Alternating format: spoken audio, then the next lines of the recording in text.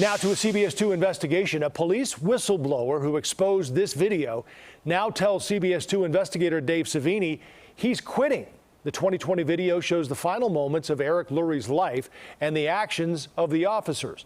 Tonight, the veteran sergeant who blew the whistle says the department has turned its back on him, retaliating for what he calls doing the right thing. I was a good cop while I was there, but became the whistleblower to reveal something horrific. 2 years after blowing the whistle on his own department, Joliet Police Sergeant Javier Esqueda is calling it quits, retiring, and never wants to wear the badge in Joliet again. I've never, ever fit in to that culture because I was different. Esqueda is the one who decided to make this Joliet police squad car video public, detailing some of the final moments of 37-year-old Eric Lurry's life. It was January of 2020. Lurry's hands were cuffed behind his back despite a piece of plastic still in his mouth, possibly a baggie of drugs, says Esqueda. Lurry was having a medical emergency, but instead of calling for an ambulance immediately, he got treated this way. Hey, wake up, bitch! What was the hardest part about watching that you saw? The hardest part of watching that video was watching another fellow sergeant slap him and calling him a bitch on that video, then going straight for his nose, cutting off his airway. Lurry's nose was held shut for 1 minute and 38 seconds. He was pronounced dead later at a hospital, and the video was covered up for 5 months until Esqueda, a training officer at the time, discovered it. You're going to suffocate. They were so fixated on just wanting to get the drugs to charge the man that they didn't think about his well-being.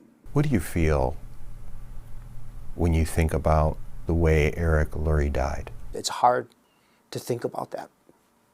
It haunts me to this day. None of these officers were disciplined at all until you blew the whistle. That's correct. They were going to sweep it under the rug. It wasn't until after Esqueda came to the CBS 2 investigators that any of the officers involved received minor discipline. Do you think this video would have been destroyed had you not come forward? There's no doubt in my mind it would have been destroyed. One officer turned off the audio function of the recording shortly after the slap, so you can't hear what was said next. Another camera angle that might have captured what happened outside the squad was also allegedly destroyed. Yet it was Sergeant Esqueda who had his badge and gun taken away, put on desk duty, and then arrested for his role in making this video public. The officers you blew the whistle on are still on the force. Yes, they are. And you're the one who's facing the felony charges. Yes. That's a hard pill to swallow. And I think about that every day.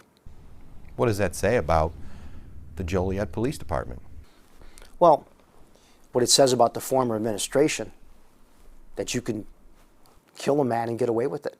It tells the citizens of Joliet to be careful, because if they can get away with killing a man, what could happen to them? He says the Joliet Police Department wanted him charged so badly they went outside of Will County to another county, Kendall County, and had prosecutors there pursue felony misconduct charges against him. What do you think that says to other officers and me being charged in Illinois? Hey, if you come forward with the truth, with something tragic like this, guess what, buddy? Go ahead and run your mouth, because what's going to happen is they're going to fire you or take your badge and your gun. They're going to charge you with felonies that aren't even real. They're going to lie, do anything to discredit you. So why should you come forward? Since he came forward in 2020, multiple Joliet police chiefs have retired, and now there's a new chief who sent him this letter when he learned Esqueda decided to retire this month. Despite the pending criminal charges, Chief William Evans wrote, "You should be proud of the 28 years you have unselfishly given to the citizens of Joliet. I extend our best wishes to you in your retirement." The glowing thank you is hard for Esqueda to comprehend, considering police and prosecutors are still going after him for speaking out. His felony trial is set for November. Do you have any regrets about blowing the whistle? I would never change a thing that I did. It was the right thing to do, the honest thing to do. Had I not come forward, they would have never have told the family. They would have hid this. Esqueda was honored with the first ever award by the Lamplighter Project, a national organization which encourages officers to report corruption without fear of retaliation. The Will County coroner determined Lurry's death was due to a drug overdose. Meanwhile, Lurry's wife Nicole is pursuing a federal police misconduct lawsuit against the officers and the Joliet Police Department. The Illinois Attorney General's office is also investigating Joliet PD for its policing practices. Esqueda retires tomorrow. Dave Savini, CBS 2 Investigators. You can watch our full reporting on the investigation into Eric Lurry's death on our app, CBS Chicago.